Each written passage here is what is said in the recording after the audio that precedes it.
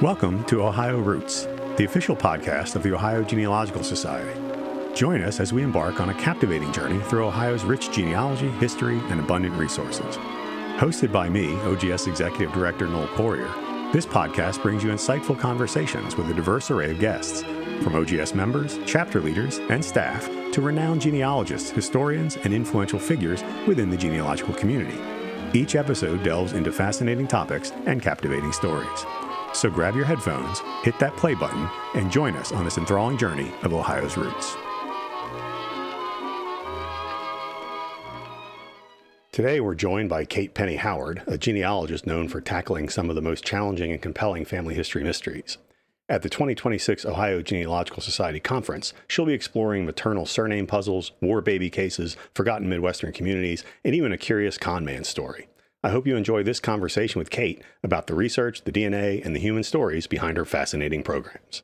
Hi, Kate Penney Howard. Thanks for joining me today on the OGS Ohio Roots podcast. We spoke, I think, last February before the 2025 OGS conference, and I'm kind of looking forward today to hear what you have to say about what you're going to be doing for the 2026 conference. Yeah, I am so excited about OGS. I did not know what a great conference it was until I came last year and presented. And I made so many contacts and saw so many people that I have made connections with that it's just been really an important part of my calendar year. So I'm excited to come again and see the new venue. Well, that's great. I was looking through the programs that you're going to be presenting, and the titles of the sessions give me the impression that kind of the reaction you might get from people is something emotional, given what you're covering. Did you set out to do that? Did you set out to kind of tell powerful stories? So I'm a preacher in addition to being a genetic genealogist. And so, the art of writing titles for the talk that you're giving, it's really important to get that hook in there to get people wondering, what are you going to talk about? Sure. How is this going to turn out? One of the sessions that I'm giving is about the orphan trains that were used to relocate children from East Coast urban cities to farmlands of the Midwest and Plains. And we sanitize that story quite a bit. Sure. And the reality is that children were relocated who had parents who were alive. And they were called orphans, but really there was a lot of social judgment at the time against people who were living in poverty. And it was seen to be a moral failure. And so children were taken away from their parents for the crime of being poor. And the other thing that happened with the orphan train removals is that children were a commodity. And when we bear children into our families, we keep them regardless of how easy they are to raise or how, you know what I mean? Yeah. And we have kids, right? And with the orphan trains, we see children who were returned for various reasons that we would be appalled by today. Just as we see sometimes foster children being returned into the system for, for reasons that we would be appalled by. And so we've sanitized a lot of our stories in history to make it comfortable for us. Right. And I don't believe in that. So yes, there is an emotional hook. I know you do a lot with DNA. Did DNA factor into your research of orphan trains? So I had my first orphan removal case actually in Canada. So the child was born in London, was a foundling. So a foundling is a child that has been placed on a doorstep, or now they are placed into baby boxes at fire departments. But in that time, you would just place the baby at a church and hope that it wasn't too cold and that they didn't die of exposure. So this man's last name was Causeway because he was found at a building that was on a corner of a Oh, causeway gosh. and something else. So it was spelled Cosway, but Okay. it meant Huh. it. Yeah, he was named after a street where That's he was crazy. found. And imagine just having that identity. And then he was transported to Canada and taken by train to, I think, Alberta. And he was very fortunate to be taken in by a family that was kind, but Hmm. many, many children were basically enslaved. Right. And this is before the child welfare, the labor reforms that were done in the 1920s approximately. Hmm. And children were not always taken good care of. And Sure. of course, in London and in the big cities of the East Coast, um, they were in abject poverty. They were living in tenements. They were sleeping on the street. And if they were lucky, um, I say with a little sarcasm, they were able to work in a mill, for example. And Hmm. so, that's very dangerous. And children should be learning. They shouldn't be working at 8 years old. It, you know, I'm curious when how people go about doing their own research on if they have an orphan train ancestor. So there is an orphan train museum in Kansas that Hmm. is really excellent. They have costumed interpreters and trains that you can Hmm. walk through and things like that. One thing that is important is that as these children were transported, they had agents who were chaperoning them as Hmm. they, made this long train journey. Um, and I can imagine that the strain of caring for all these children who were probably crying and asking questions, and they'd line them up on the train platform, and people would pick the children that they wanted, and then the kids would get back on the train Yeah. and they just keep going. And so the title that I picked was End of the Line, Okay. for the orphan train, because those those kids wanted to have a home. They didn't Yeah. wanna be picked over and rejected like the last kid in dodgeball. Oh, geez, that's awful. You're also. I mean, one of your other programs deals with solving kind of maternal surname mysteries Yeah. using DNA. Tell me a little bit about that. So that's my gig. I I love to help people figure out who their second great grandfather really was, or who their second great grandfather's birth parents really were. So if you had an ancestor who was adopted and you always wondered where they came from, that is a great thing to use DNA for. Hmm. And I title it Solving Maternal Surname Ancestors with DNA, but the process is the same whether you're trying to figure out where your great grandfather really was before he showed up out of the mist in Hmm. in your family, um, or who your maternal grandmother's parents were. It Hmm. just depends upon um, it's just another way to advertise that particular Right. Okay. gift. So, yeah, you can use DNA to figure out who all of your ancestors were, not just your paternal line or your maternal Sure. line. But if you have a gap in your tree, you can use DNA to at least narrow that down, if not solve it completely. Hmm. So if somebody says to you, "I've tried everything and still can't find somebody's maiden name," what are you going to tell them? So what we do is we walk back the tree. So we have a big family tree, and I apologize because I usually use illustrations to That's to okay. describe this. But what we're going to try to do is isolate the particular line that person is on. Once we have isolated the particular line, we're going to look for descendant cousins in our match list. So the descendant cousins are the people who descend from the same couple as we do. Hmm. We want to exclude them because they have the spouse of the person that we're looking at in their DNA, as well as the person that we're looking at. Mm-hmm. So then we want to look for lateral cousins, which would be a sibling of the descendants of a sibling of your ancestor. Once you find those descendant cousins, it then narrows down that pool of people that you're fishing in. And then what we're going to look for is people who match them, and there should be two groups of people who match them, and they would represent the unknown ancestor, man and woman, that we are looking for. And we're going to look for the third kind of cousin, which are the ancestral cousins. So these are the people that descend from that unknown family of the man and the unknown family of the woman. Once we find those, we pray that there was a marriage between those two people, because then we can prove it.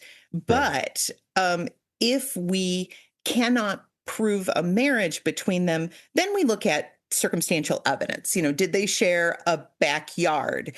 Did they were they in the same place at the same time for a very short period of time?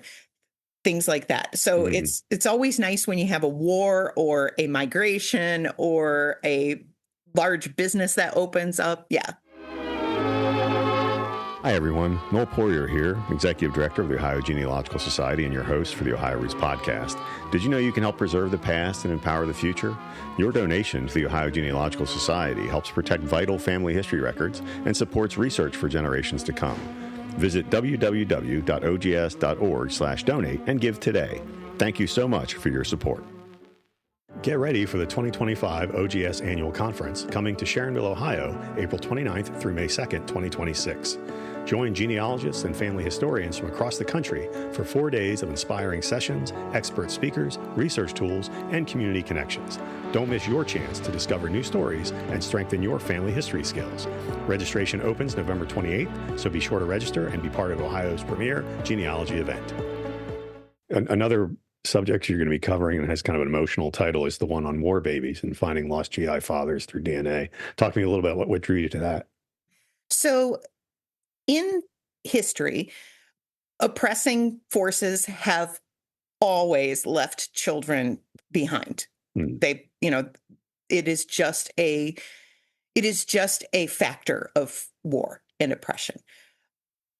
During World War I and World War II, it was a little easier for the mother to explain away where the child came from. So, his father was one of ours, but he died in the war.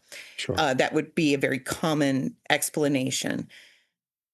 But when we began to engage in occupations elsewhere, where we didn't match so well, then people had to explain where that baby came from. So the war babies that I have worked with have been in Asia. So they are called Amerasians, and they are looking for their GI father. There is an incredible amount of prejudice that they face. They are seen as a second-class citizen in their home country. And so, and I will say that the United States government has not been fair to all of these children in the same way. So the most injustice has been done towards the children who were born in the Philippines. So this was not the same as children born in Japan or in Korea or Vietnam. Sure. So, these children are, definitely suffering, and they may be 50 years old, right. And have lived their whole lives as second-class citizens. So if in the event that you discover, their GI father through DNA, and that GI father is still alive, how do you kind of move forward with that? So that's generally laid out by the organization that is offering the services. But usually, for anybody who is looking for an unknown father, or they've been adopted and they're looking for both of their parents, there is no wrong answer for them. So some people may just want to know. Hmm. They just may want to have some idea of, what country their ancestors came from, or what circumstances their birth parent was in that caused them to be removed from the child in whatever Sure. way. And other people want to make contact. They may have a medical issue that they really need some medical history for, Mhm. or, I mean, I haven't ever worked with anybody who needed a kidney, but that's going to happen sooner or later, right? Sure.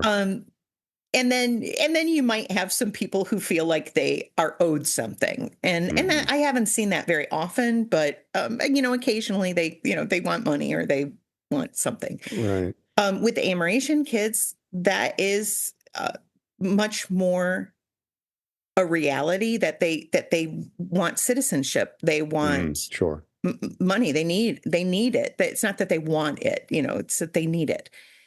And so you may run into situations where a guy had a long-term relationship with a girl and then he was shipped out. They lost contact.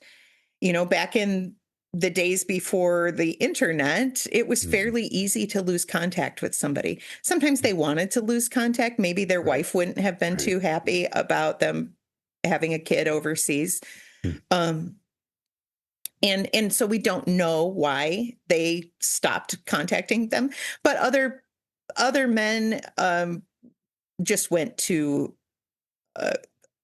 a club and picked up a girl, and that was it. And so they may Sure. not have known that they fathered a child. Right. And of course, some of those men were married. So that those are generally the cases where we cannot make contact, or if we do make contact, they just, Right. yeah, shut you down. It sounds like a challenging It is. subject. It is. Yeah. You're also going to be doing a program on the forgotten Midwestern settlements, I think it's called, about these settlements that have left, and you're trying to locate your ancestors via those Yeah. settlements. Tell me a little bit about that. Yeah. So as you're driving around especially in Ohio, Indiana, Michigan, as you're driving around, you will occasionally go through a crossroads where there used to be something and now there's not. Right. There's a big brick store not very far from my house that is now home, and it's just on the corner of.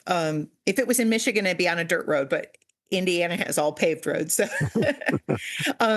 but it's just sitting there, and you wonder, like, what was it? What it was a mercantile, and people would go and buy things, and it made sense at the time because Right. it just, like, one room schoolhouses are in the middle of nowhere often, right? But there were entire towns that just turned into ghost towns. There were company settlements where it wasn't like a company town like in Kentucky, but it was definitely a company town. Right. And so once the industry fizzled out, there was no reason for people to live there. So there's all of these, brickworks and foundries and things like quarries that have disappeared, but there is still evidence there. So we're going to talk about some settlements. Of course, there are the Shaker settlements, which they died out because Shakers are well known for not having children biologically, and that'll do it. Yeah, nobody wanted to join that movement. I'm not quite sure why. It's not a good marketing plan. Yeah, there was a little community. I live in Tuscarawas County, Ohio, and there was a little community called Little Egypt, which was a community that was built up around a single coal mine. And when that single coal mine closed, the whole community left. Yes, there are 2 Egypt areas that are in my presentation. Okay. So, yep. Yeah, it's pretty fascinating. Now, kind of lastly, the title of this one is The Most Curious Case of a Con Man. So I'm curious about what that even means. Okay. So this is my most favorite DNA case. Okay. It took me 3 years to solve it, and I had friends helping me. And I had five 5 descendants of the same man who had tested. They had no idea how they were related to each other. They found each other through their matches on Ancestry. Mhm. And they had been conceived from the 1950s through the 1970s. Mhm. And they were all conceived in Rust Belt towns of, well, there was New York, Cleveland, Indianapolis, Chicago, and one other, Philadelphia. Okay. So it was very, very confusing. And so I started working on the case, and I immediately found these kids are Black, and I found a white line that was really interesting. And it turns out that they're the progenitor of this particular line Mhm. was a con man. And he Okay. was not just any con man. He was the most conniest con man that I have ever heard of. And he was the epitome of the 19th century self-made man. This Okay. man wrote his own release papers from prison. He forged them. Wow. Yeah. Wow. Then he mustered up a company of soldiers and fought in the Civil War. And he went to Texas and was doing cross-border raids, which, is a Wow. kind of a war crime. And then he ended up in various places. He ended up with a second family and a first family at the same time. So he's a bigamist. Yeah. And he then started practicing medicine Oh, without a great. license, and he became very famous the in the town of Mississippi where he was, Okay. because he was an expert witness in a mass murder. And Oh, so he became this very beloved member interesting. of the town, but he was also a school teacher. He was rumored to be an Ottoman general as well. So they like in the newspapers, they were printing about this guy that he had moved to Turkey, and he was like this Ottoman general. He completely denied that that was true. But yeah, he didn't deny all of the other allegations. So he was a photographer, a chemist, all kinds of things. And so he must have been really brilliant. Yeah. Yes. And one of his sons was also a con man, and he went to Iowa and he started selling band instruments, musical Okay. instruments, which, if you've seen the musical The Music Man, Right. I suspect that that musical was that the story, the book it was written about, Right. was taken from this man's Interesting. life. So That's I crazy. suspect that this is the inspiration for that particular story. So Do you when tell he in your program, are you going to tell everybody his name? You don't have to do it now, Yeah, obviously. yeah, and Okay, good. Thank goodness. I'll even punch the book that has been written about him, Okay. which is the best micro history Okay. that I have ever read. Nice. It reads like fiction, because Yeah, sure. anybody listening to this who believes me that all these things happened, yeah, it sounds like a lie. That's great. Well, Kate, thank you so much for taking some time today. It's been cold lately, so luckily we're all indoors right now, so that's kind of nice. I appreciate you taking time to talk about what you're presenting at the 2026 OGS Fall Conference. I look forward to seeing you there. And again, thanks so much for joining me today.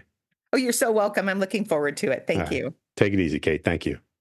Thanks for joining us for this preview of the 2026 Ohio Genealogical Society Conference. Our thanks to Kate Penney Howard for sharing the stories, methods, and moments behind her upcoming sessions.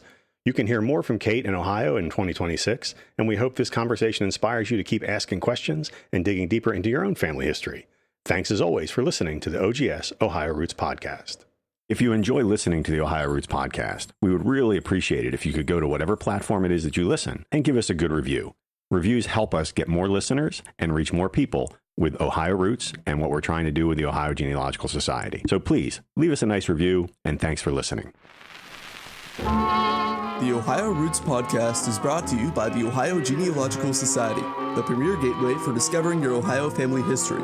Hosted by OGS Executive Director Noel Poyer and edited by Luke Poyer. Theme song is Beautiful Ohio, recorded by Bob Stanley and his orchestra in 1944. To learn more about joining the Ohio Genealogical Society, visit www.ogs.org.